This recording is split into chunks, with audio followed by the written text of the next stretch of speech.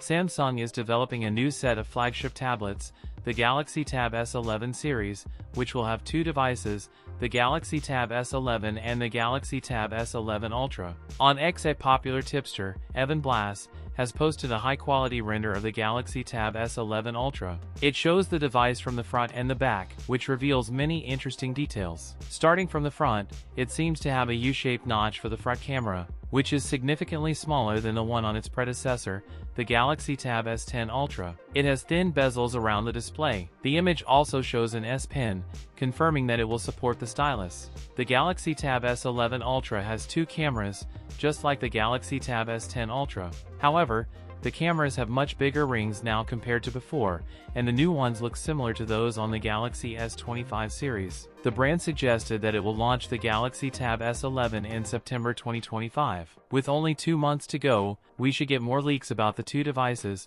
revealing their remaining details. That's it for today's video. If you enjoyed it, don't forget to like, comment, and subscribe for more content. Thanks for watching, and I'll see you in the next one.